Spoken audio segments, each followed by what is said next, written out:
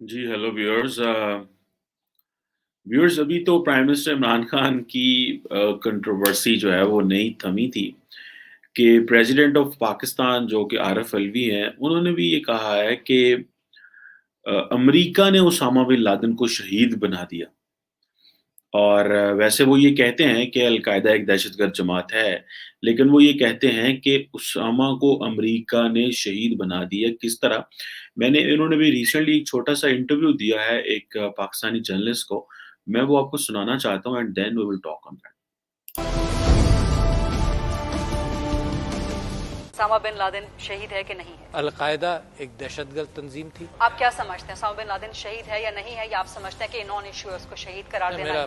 मेरा इशू नहीं है। पाकिस्तान का स्टेटेड स्टैंड हमेशा रहा, प्राइम मिनिस्टर ने भी कहा, मैं भी कहता हूँ कि उसामा बिन लादेन को ट्राई तो करना चाहिए था ना। तो यानी कि उसामा बिन लादेन फिर दहशतगर्द हुआ, शहीद तो ना हुआ। ट्रायल हो जाता तो ज्यादा अच्छा था। मारा, उसकी लाश भी नमूदार नहीं होने दी। क्यों? क्योंकि इन्होंने उसको शहीद बनाया है अमेरिका ने। वजीर दाखिला के इस बयान के बारे में आप क्या कहते हैं?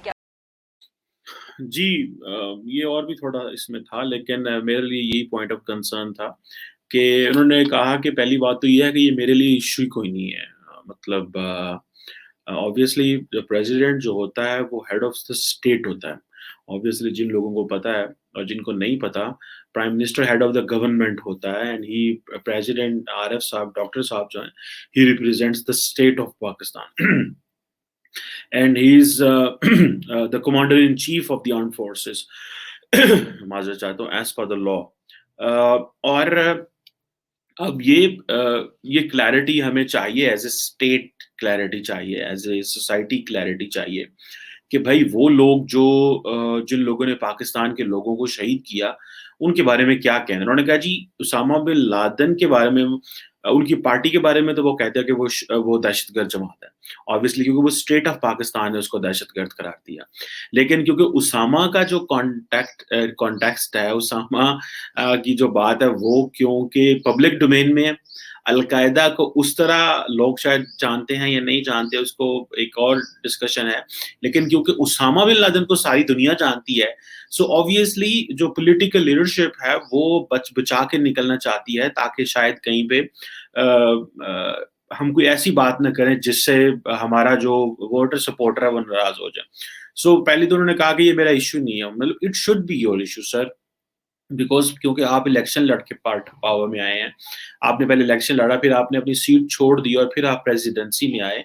You are an elected representative, और you have been an elected representative of the country in the past, and आप कराची से हैं सर, और obviously the entire country really wants to know that कि हमारी जो पॉलिटिकल पार्टी जो रूलिंग है, what kind of a perspective they have. So जो बात इमरान खान साहब ने की, वही ऑलमोस्ट ये करने की कोशिश करते हैं ताकि कन्फ्यूजन जितनी ज़्यादा रहे वो रहे। अब बात आ गई ट्रायल की। ट्रायल भी एक कॉन्सेप्ट है ऑब्वियसली ट्रायल, लेकिन जिस अंदाज से वो पकड़ा गया, जिस अंदाज से वो अमेरिकन आए, और जिस अंदाज से वो मिलते ही नहीं था, वो कोई इलेक्ट्रॉनिक डिवाइस यूज़ नहीं करता था, मोबाइल यूज़ नहीं करता था, बड़ा मुश्किल से उन्होंने उसको बनाया। आपको याद होगा कि उस वक़्त पाकिस्तान में एक डॉक्टर हैं शकील अफरीदी, उन्होंने मेरा ख्याल है सेव द चिल्ड्रन एक ऑर्गेनाइजेशन थी, उनके तहत जो है वो पोलियो वैक्सीनेशन पिलाने का कोई इन्होंने कॉन्ट्रैक्ट था। और बेसिकली सेव द चिल्ड्रन, वो जो डॉक्टर शकील थे, he was working for the Americans, और Save the Children was a cover project. इसीलिए I think Save the Children को पाकिस्तान में बैन कर दिया गया। और और अंडर खाते क्या हो रहा था कि वो सारे डीएनए टेस्ट और उस तरह की चीज़ें चेक करना चाह रहे थे कि हमें पता चले कि क्या वो इस इलाके में है या उसकी कोई औलाद या कोई बच्चे इस इलाके में मौजूद हैं। तो वो ऑब्वियसली अमेरिकन्स को क्लू मिल गया था, लेकिन वो Shakil Afridi is in jail for life term, I think 33 years or so, तो वो एक है।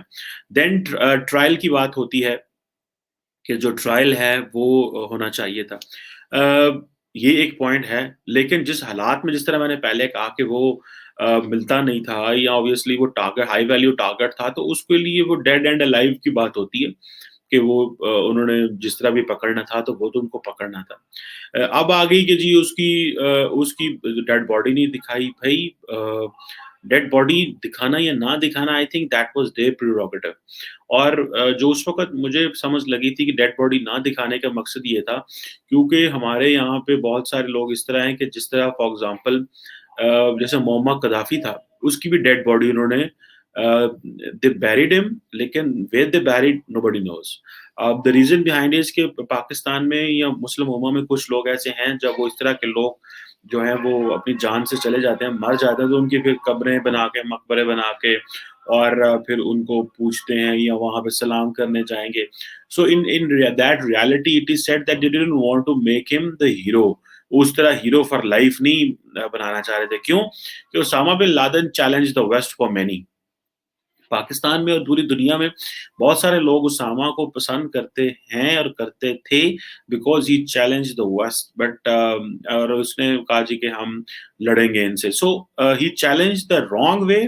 चैलेंज करने के और बहुत सारे तरीके होते हैं, चैलेंज करने की और बहुत सारी चीज़ें होती हैं। आज चाइना किस तरह चैलेंज कर रहा है और रशिया किस तरह चैलेंज कर रहा है, और दुनिया जो है वो बहुत और तरीकों से चैलेंज कर रही है अमेरिका को और उसके इत्तेहादियों को और उसके निज़ाम को। चैलेंज करने के और तरीके हैं, और यही मेरी जंग है अपने बहुत सारे दोस्तों से कि भई आपने अगर अपना राइज़ लेके आना है, आप चाहते हैं कि आप तरक्की करें, तो जो अवेलेबल डिस्कोर्स होता है, जो available means of growth and development होते हैं, आपने उन्हीं का सहारा लेके ऊपर आना होता है।